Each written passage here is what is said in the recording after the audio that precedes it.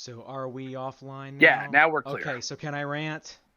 Yeah, go ahead. Sweet. Okay. Are you recording? Because I don't have a recording of this to save. I'm recording this. Don't you fucking worry. I'm pissed. Okay, so I had you watch. I didn't watch all of it because I had to leave work, and I was technically live streaming you at work, so I had to make it short. So I made you watch the gameplay reveal of Star Wars Outlaws, right? Yeah. Okay. Do you remember the E3 2017 trailer for a game called Beyond Good and Evil 2? Yeah. Okay. Oh, did they? Oh my God! Is it just? It's God! What it is. I'm fucking pissed. Yeah, you're right. So that's what they did. Here's what they did. It's Beyond Good and Evil 2. They just made it a Star Wars game. That's what they fucking did. Okay, so Beyond Good and Evil 2, right? You're supposed to explore multiple planets. You have a ship with a crew, and you go around all these other planets. What did they show you? You have a ship, you have a crew, you go around and explore all these other planets. And you have a little monster alien thingy. You have an animal companion. Instead of a jetpack, you have a speeder bike. And it's just like, and by the way, you're supposed to have seamless ground to space. Oh, what did the gameplay trailer show you? You got in a ship and then you went up and you went through clouds and then you entered space. So my conspiracy is that game has been in development hell now for 15 years. It's never coming out. What they did is they took the gameplay ideas of Beyond Good and Evil 2 and they just put a Star Wars lacquer over it. And they just removed the multiplayer component. That's all they did. Because I said it was Star Wars Ghost Recon Wildlands, but you're right. It's probably more accurately Beyond Good and Evil 2. Beyond Good and Evil 2. I'm so angry. I was livid the entire time I was watching that gameplay presentation. Like smoke was coming out of my ears. Okay, did you see the trailer at the Xbox thing though? I saw the trailer thing, yeah, where he has the Kyle Katarn, but not really Kyle Katarn guy. Did you know who that was? Jalen or whatever. Galen Merrick. Oh, Galen Merrick. Oh, so it's like a name. Did you notice who was playing him? Sam Witwer. Yeah. Oh, that's fun. So but that infuriated me. I'm sure it did. I don't because I'm just never, Are I'll be you honest, kidding me right I'll be now? honest. I never actually really liked the Force Unleashed games. I never even finished the first one. Well, but even still, what they just did there though is said, "Oh yeah, you remember Force Unleashed? Well, we're not going to give you Force Unleashed 3, even though it ended on a cliffhanger in 2, and we've never finished that story. But hey, here's the member-berry version of the character from Force Unleashed that we're throwing into this canon, where we've not set him up. You have no idea who he is. He's probably not going to have anything at all in common with his original story. Probably. But hey, he's got the name, and hey, it's Sam Witwer. I'm just like, fuck you, Ubisoft. Get actually fucked. Yeah. Don't trot him out and call him Galen Merrick unless you're gonna do Force Unleashed. Yeah. Cast Sam Witwer, sure. I mean, I think the guy's a good actor. Sam Witwer's I mean, I would not. I'm not trying to say don't give Sam Witwer work. But I'm saying if you're gonna cast him in Star Wars and have his name be Galen Merrick, he's gonna be Star Killer or fuck you. I'm just livid because I have been waiting for Beyond Good and Evil 2 since the E3 that year when they showed that trailer off, where I was like, I am waiting for this. Lofty, did you activate a yawn, or was that an upset? It was probably Don't yawn Beyond Good and Evil 2, goddammit. Fuck you. I found that supremely entertaining. I'm fucking crying over here. I am so pissed because when I saw that gameplay trailer, I'm like, wait a minute, you're a rogue. And literally when you Google Beyond Good and Evil 2 and you enter the stage, it's like, be a space pirate or whatever. And I'm like, well, I mean, there wasn't a gorilla who was styled as an English black man in a very odd, or chimpanzee probably. Well, no, that was actually in their trailer. I was great. It was fun, but it was interesting to come at a time where Ubisoft was under a lot of heat from SJWs for not making things inclusive enough. And it's like, good, we got all sorts of wacky characters, and then the literal ape is like, hey, now, bruv, watch it go. It's like, oh my god. But you know, he reminds me of an orc from, again, Warhammer 40k. I'm bringing up Warhammer 40k. Yeah, I guess, yeah, fair enough. Where you've heard the voices of the orcs, right? Like, no, I'm super fast. Space Marine. Yes, I say on my channel, I will say, like, pretty much anytime I'm switching to play Space Marine, I'll be like, all right, guys, back over to Space Marine. It's really fun to say. If you've ever played the Space Marine game, the orcs all have really heavy cockney So accents. Beyond Good and Evil 2 and what's that game? Outlaws are both Ubisoft. Yeah. And one of them is made by Massive Entertainment. The other one's made by Ubisoft Montpellier. Yeah. And you could be right. I think don't know. Montpellier is also defunct now. Yeah. I believe they no longer exist. It still says in development, but it's vaporware. It's never coming out. My conspiracy is that they took some of the assets, not all of the assets, obviously, but they took some of the assets, they changed them a little bit, they put a Star Wars paint job over it, and just ported them over to Outlaws, because Outlaws. Wait, is there a gameplay trailer? Yeah, Outlaws? there's a 10-minute gameplay thing for Outlaws, and it has the same 30 FPS also. It has the same. I don't care about that. What I care about is that they ripped the heart out of Beyond Good and Evil 2 and stuck it in a Star Wars cyborg body, because that's what it is. It's okay, like, explore various planets with the crew. Ubisoft is like going bankrupt though also. So like, I mean, just understand they're going to be making a lot of really desperate decisions in the next couple years. I'm so sad because. And I think also Massive, I believe, is also doing the Avatar game. So yeah, Frontiers of Pandora. I think that like this is being developed by Ubisoft. Massive is code for we're putting it in the Snowdrop engine, and we're basically going to just ship it off to our studios in Singapore and Malaysia and shit. And when they need help, they're going to call Massive in Sweden. Yeah, because what really depresses me about it is that Beyond Good and Evil 2 was supposed to have a co-op component to it. Whoa. So it was supposed to be like you and a friend, or maybe even a couple of friends, could play the story together. But it doesn't look like Outlaws is going to have that. So it's essentially just Beyond Good and Evil 2, but scaled down. So it's just single player. That's it. So you have a bunch of the gameplay mechanics that were supposed to be in Beyond Good and Evil 2, but it's just Star Wars now, and that makes me very sad. And also, I'm sick and fucking tired of playing a human. I'm so sick of it. Like, Cal Kestis was a human. The campaign lady, the whatever, Erso. Yeah, I want to play as like a mall, no, Jyn Erso was from Rogue One. You're thinking of Iden Versio. Iden Verso, that's it. She's a woman who's a human. This is a woman who's a human. Cal Kestis is a man. They're who's mostly brunette women. It's just 90% of the Star Wars protagonists under the Disney era have been brunette women, and half of those have been British. Bored. Like, it's just like, do you want a human woman or do you want a male human? Like, what kind of human would you like? And it's just like, how about something different? Yeah, like when I played Star Wars: The Old Republic, I made a bounty hunter that was from the Darth Maul's race. Oh, Zabrak. That's pretty. Zabrak or whatever. Yeah, that was fun.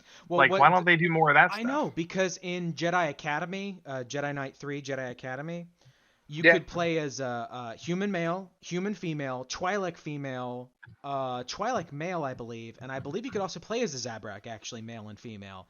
And I believe there's one other alien race. I think it was Trandoshans also, right? I don't know if it was a Trandoshan. Maybe it was a Doro. Like fucking Greedo.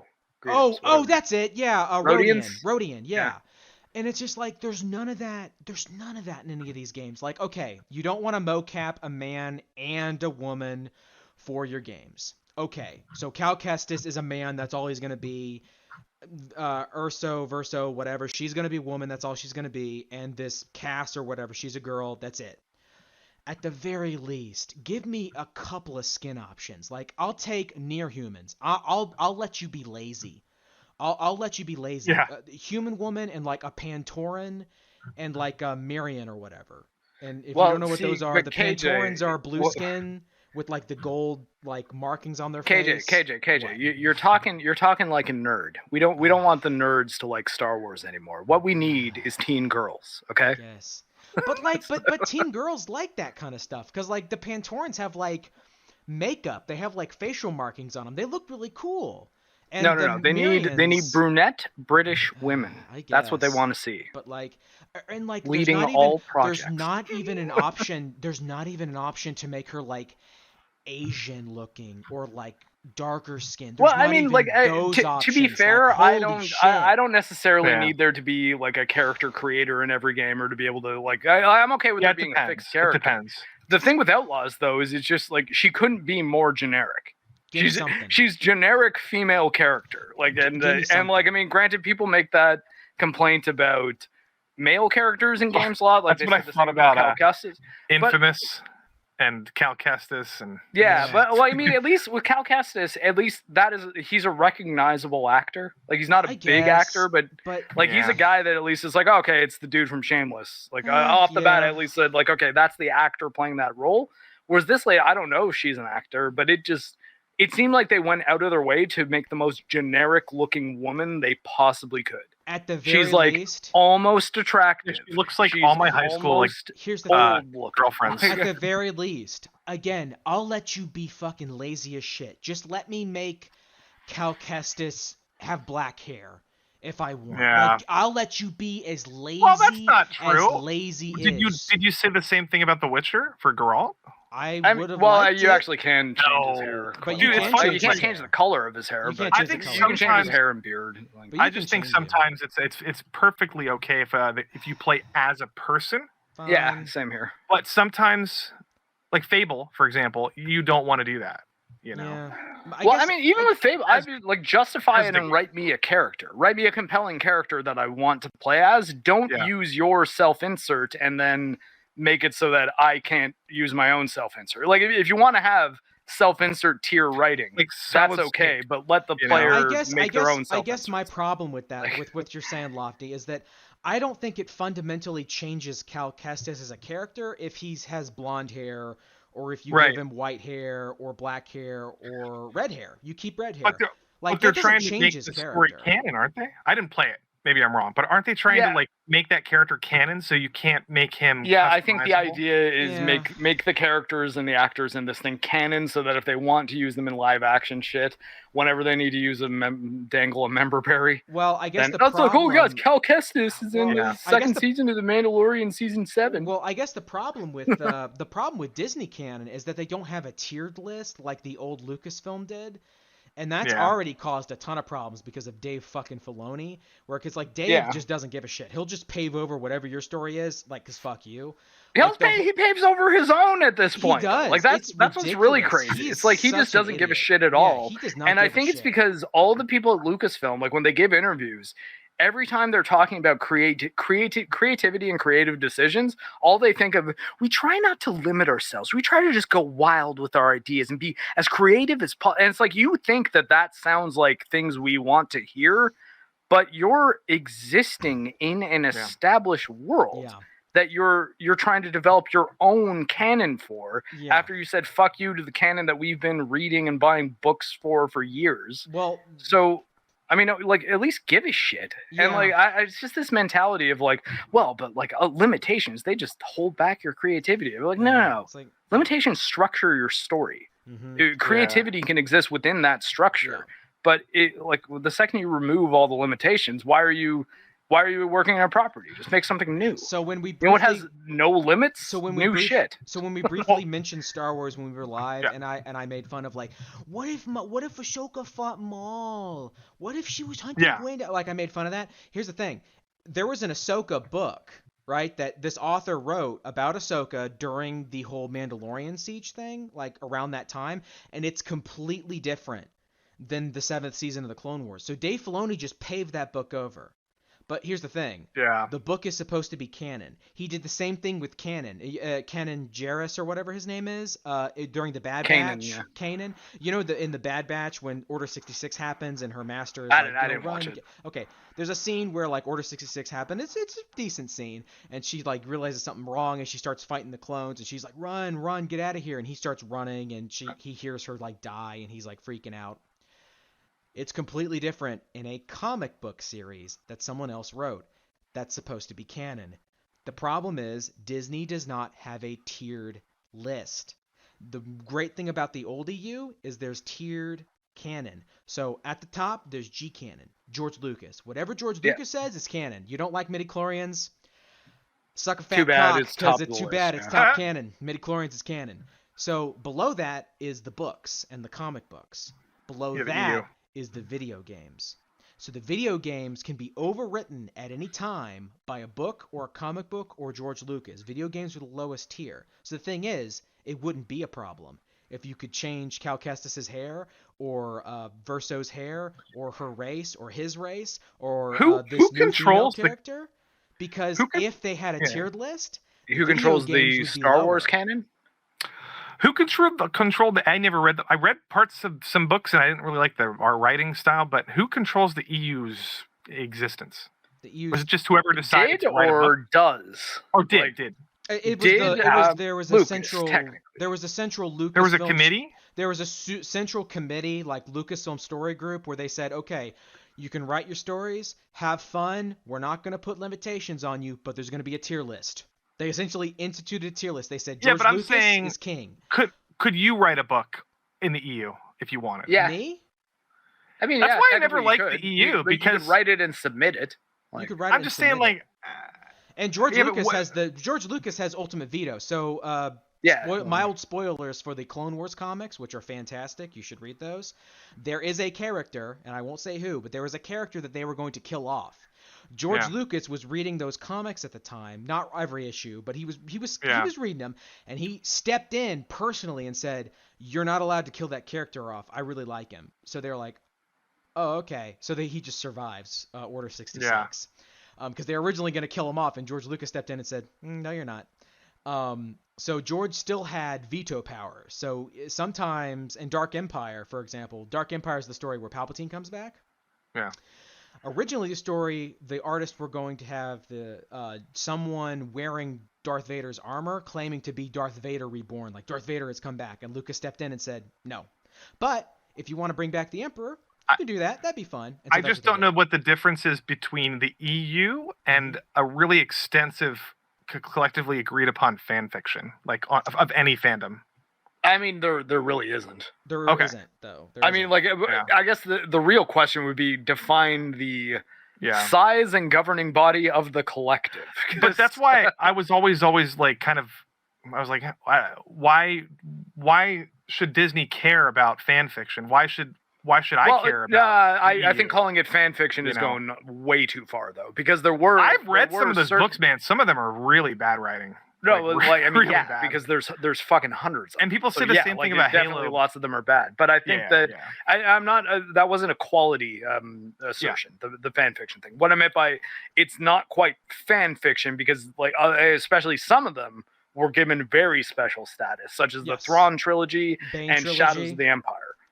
Those were the two big ones. The Shadows of the Empire was a big deal when it came out in around 96.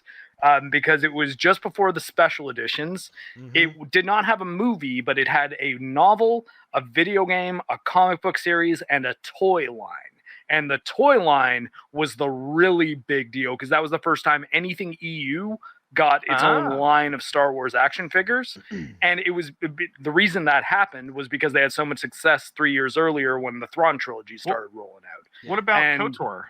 Like, would that KOTOR would be one that most people will want to hold that as canon, and Lucasfilm I think has strongly taken that into consideration because there's been a lot of use of Revan in things like Clone Wars and in EU stuff. So if you want good books to read, Lofty, the best place to start is obviously the Thrawn trilogy. And definitely the Bane trilogy, the Darth Bane trilogy. Yeah, Darth Bane's a good place. I hear about him all the time. Yeah. So Darth Bane: Path of Destruction is a good one to start with if you want to go old, beginning of the Sith kind of deal. That's 1,000 years before. If you want to see the real episodes 7, 8, and 9, just get the audiobooks of Heir to the Empire, Dark Force Rising, and The Last Command, the Thrawn trilogy, and it's the audiobook's incredible because the guy who does the voice is just Mark Thompson. Mark Thompson's Mark Thompson. He can just impersonate anyone in Star Wars. He even does Leia reasonably well, which is fucked. But his Lando is shocking. He's just Billy D. Williams all of a sudden. His Harrison Ford's really good too. Yeah. But yeah, so that's a great series, and it will make like you'll get to the end of that and be like, oh my god, this could have been 7, 8, and 9 if they just made them in like the 90s or early 2000s even. Like honestly, right. Yeah. But yeah, no, they waited too long. Like because it's really it's a Luke story ultimately. So it's like, well, okay, well, I mean. And Leia's got got some good shit. And Darth Bane, the Darth Bane trilogy is also the origin of the Rule of Two. So for a while, the Sith did not obey the Rule of Two. Darth Bane is the one who was like, all right, we're going to change things. So the origin of the Rule of Two and the Sith master plan to take over the Republic from the inside, that's where it starts, is the Darth Bane trilogy. That's 1,000 years before Episode 1. But yeah, so like I mean, there is a lot of noise in the old EU, but there is a lot of stuff that Disney taking a shotgun to the back of its head and just going, yeah, boom, it's dead now, was it was a real piss off. Mistake. Because I mean, like least of all, like I mean, even like again, regardless of the quality of any given book, there are people who spent hundreds, thousands of dollars on Star Wars books and comics and stuff over the years, thinking like, yeah, this is me learning all sorts about this world that I love. And then to have the company just come in and be like, oh yeah, we're afraid it's going to limit our writers to do stuff. So yeah, like all of it's totally irrelevant. We're all time periods, not just post Return of the Jedi. So well, like, Lucas kind of sold out his own people then in that case. Well, I mean, yeah, but I think like his whole deal was like he just wanted to be done with Star Wars. Yeah. How I look at Star Wars, honestly, is as a Protestant, I actually kind of look at it like that, like Christianity, where there's the Protestant Bible, there's the Catholic Bible, there's the Orthodox Bible, and there's the Ethiopian Orthodox Bible. So those Bibles are all different. The Protestant Bible has the fewest books in it. The Catholic Bible adds some books. The Orthodox Bible adds some books and also takes a couple away from the Catholic Bible. That's kind of how I look at the George Lucas Skywalker saga, the old EU, and what Disney's doing. It's just like it's different denominations. It's like different religious orders almost, because they're really vastly different. So, enjoy it. There's some good stuff that Disney's made. It's more the exception than the rule. Andor is absolutely fantastic. I changed my order, by the way. I don't know if you watched the top 10 of 2022, both parts, Mark, because they're pretty long, but I made an addendum. I edited in an addendum where I switched them with House of the Dragon. So House of the Dragon is 7 or 8 or whatever. Andor's number 4. Because I rewatched Andor like twice, and I liked it more each additional time I watched it. I was like, I think I might watch it again. Yeah, I just need to find the time. It's so good. I got to get Wade into it. Andor is one that like I actually like. I'm happy I will look for it because I actually have now had a very lengthy DM Discord conversation with Regs about Andor, and it's actually kind of funny because Regs is always the one on EFAP who I kind of thought didn't like me. So it was like actually kind of cool to be like, hey man, like I watched your Andor video and it got me. He basically is on Dog Bites, his second channel. He does this response to a guy that basically does Andor was woke garbage, and it's based on him watching the first 2 episodes and being like, yeah, of course Andor is a Hispanic guy, and he gets in an altercation with some white males, and Regs is basically just like, yo, dude, like you're complaining about the races of the characters, just nonsense. Like the race doesn't really have anything to do with the story at all. You're just adding that in. He's just racist. He's just racist. You know what it reminds me of? It reminds me of that piece of shit that was yelling about Parasite. Like, it's just woke garbage, you win in Best Picture. I'm like, Parasite's one of the best fucking movies that's come out from the past 5 years. Shut the fuck up. Well, I mean, Korea's been just fucking dick-slapping Hollywood for the most part for quite a while. Like, seriously. Like, and if they only knew who Bong Joon-ho was, they would be like, wow, I'm actually really ignorant making this statement. Because he's like the Tarantino of Korea. It's not like he's just some guy that was given an award because he's Korean. He's straight up like... He's a very talented auteur. Like, you've seen Memoirs of Murder, right? Oh yeah, people like David Fincher and Tarantino rave about this guy. It's like it was a long time coming, really. That's what he said during his acceptance speech. He was like, before people in America knew of my movies, Quentin would always shout me out. I love you so much, thank you, Quentin. And Quentin was like, 2 feet, please. That was the best part. Yeah. Well, that's the thing. So Regs is basically just looking at this video and like he's criticizing it and basically offering counter arguments to everything the guy's saying. Yeah. And the effect is like him saying like, yeah, well, the character he's talking about that's this asshole white guy is Cyril. Cyril's one of the most interesting, and then he kind of goes into an explanation of why Cyril is actually like a very complex guy. Very interesting. But he does it like Regs did a really good job of not really giving anything away though. So what it made me think is like, oh, Cyril, he's the leader of that security force who, at least as the last place I left him, he seems to be kind of a depressed mama's boy. Yeah. But I hadn't seen anything else that happened with him yet. So I kind of thought that was the end of his story. Yeah. So that kind of gave me the boost I needed to go back and watch it. And and then I ended up having pretty good talk with Regs about it afterwards. So I think like, it's good that I watched Andor. Have either of you read Kafka's The Trial or know of that story? No, I've seen the movie like in high school, but I don't remember much of it. So you know the movie then? Yeah. That, the Andor, like the prison, like the 3 episodes. It reminded me heavily of Kafka's The Trial. Oh. Okay. Which is, by the way, not original. Multiple other YouTubers and Redditors and I believe even tweeters have all pointed that out. I'm not the first one to come up with that, but I was like, I wonder if anyone else has caught up with this. Like, this reminds me of Kafka's The Trial. And then I looked it up. Yeah. And there were like 36 other people that are talking about like, okay, that wasn't an original thought at all. Yeah. I thought I was smart for a second. Lofty, you'll watch Andor sometime over the summer, and then we'll do a stream about it. Because I do want to talk about that, but I feel like I'm going to spoil it for Lofty. If I talk about why I think that prison sequence is as good as it is, there's no way to doing it without talking about it. There's no way to do it without. Oh, my fucking God. I just, to be honest, I didn't watch it because I thought that what's his name? The main character? Cassian Diego Luna. Cassian Andor was incredibly boring in Rogue One, and I thought he was just like, I didn't think he was an interesting actor. He's a very good character. He's just not in Rogue One. Well, then maybe then I'll have to watch. Where he is in Rogue One is like well beyond where he ends up at even the end of Andor. So that's another good thing to keep in mind, because I'll say the first action he takes is pretty consistent with something he does in Rogue One, which I appreciated off the bat. And that's why I was like, oh, okay, they didn't turn him into a totally different guy. But from there on out, you really get the impression that it's like, oh no, this guy's he's not in the same spot that he is in Rogue One, because by Rogue One he's like a member of the rebellion, like dyed in the wool, I will do anything for the rebellion dude. And the character in Andor wants to be left the fuck alone, and that's his only thing. And I love how the show realistically shows how he gets radicalized without giving anything away, but it's such a realistic arc. But speaking of and it makes you kind of think, hey, this like a rebellion is something that there's a lot of fertile ground for storytelling here, and Disney's done fucking nothing with it. Yeah. Hell, even most of the EU, I think, has done not a lot with it, because I don't remember reading or seeing a story in Star Wars about the formation, not of the rebellion, but of rebels. That was good. It was like opportunity from the old EU. Yeah.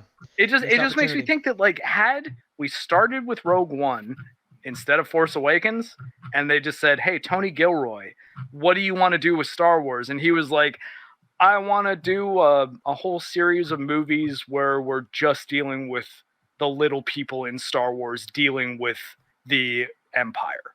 And it's like, why? It's like, why? Because then we have the perfect excuse to use all the old OT shit. We can throw in some prequel shit if we go for some earlier time. And there's a lot we can do here. Yeah. It was like, oh, well, it's starting the rebellion. I mean, like, that's like one movie. It's like, no. It could be a whole shitload of different stories. Can I just bring up the fact that, like, Genevieve O'Reilly, like, Mon Mothma, one of the coolest characters in Star Wars now? Yeah. Like, where the fuck did that come from? Well, I mean, it makes her character in Return of the Jedi now way cooler. She's so good because in it's that like, show. oh, Holy shit! So oh man, see, like Lofty. That's the thing. Like, yeah, you gotta watch Andor, bro. You gotta watch it. I'm upgrading it to really good. It's really, really good. I am upgrading it to borderline masterpiece at certain points. Like there are certain scenes and character moments and interactions. Yeah, it's So one of those ones. I hear that from like 6 different people, so I'm excited for it. Yeah, like you got to just basically just purge all of Disney Star Wars. I'm a big Stellan Skarsgård fan too. Oh god, he's so incredible. fucking So, good. I can't wait for Holy that. fuck! Let's call Yeah, it. Leffen, war. great character. Like the scene with him and that other character where they're discussing, the other character, and he's like, "What do you call it? Let's call it war." Fucking chills. God damn. He is like he's the original spy. Like he's I mean that seriously. Like he's one of the rebellion's original primary operators. Yeah. Who, like there is really low level shit. Like I'm trying to secure some funding for us. There is a by reason. doing a heist. There is a reason I bought Andor on Blu-ray, Lofty. I will say, it's on Blu-ray. I got it it is. on, no, it's on. I got it off Etsy. Oh shit. Okay, yeah, fine. I got it off Etsy. It's very high quality though. I watched all episodes. So, very high quality. Good job. Before I gotta go, but before I do, what is the difference between the open world of Outlaws and the open world of like Survivor? Like what? Why is this one more open? No world? idea. It has. I mean, there are more planets. So in Fallen Order, I believe there were 3. I don't know how many there are in Survivor because it's not Survivor though. I think Survivor has a lot more open area to it. Yeah. I haven't played it though because I know there's vehicles. Oh, maybe Outlaws is like an RPG. It's a Ubisoft game. It's like I think it's going to be. I think it's going to have light RPG elements. I think it's going to have some dialogue stuff. Yeah. And I think it's going to be... The dialogue was a binary choice. And I think there's going to be... You want to bribe or not bribe this person? Don't bribe. Oh, I guess you got a little fight then. Here's the thing. Either that's as complicated as it is, or that was just a sample just to show you like how the system works. Yeah. Because there might be more complicated options down the line. Anyways, guys, I do got to run, but... Before you guys do, Asteroid City, the new movie from Wes Anderson, is coming out in a couple of weeks. Mark, do you and me want to pop over to Lofty's channel and talk about that movie when it comes out? I guess give me a day for the actual stream so I know when to see it by, because I'm out of town next weekend for Chrissy Mayer's wedding, so I'm not sure what my timeline is. And do we want to do the same thing for Oppenheimer and Killers of the Flower Moon at Lofty's channel? I'd say Oppenheimer maybe for sure. Killers of the Flower Moon, it's gonna be on Apple TV Plus, right? Like, is that? Yeah, that's what it is. Yeah, right? So I should be able. Theater first. I'm gonna watch it in the theater. Oh, is it in theater first? Yeah. Okay. Yeah. I don't know if I'll be able to get out of the theater for it. If I can watch it from home, then for sure. Because for me to get to a theater, I do have to do a bit of planning. But anyways, I really got to take a piss, so I gotta go. All right, guys. Take it easy. All right. Sounds good. See you, buddy. See ya.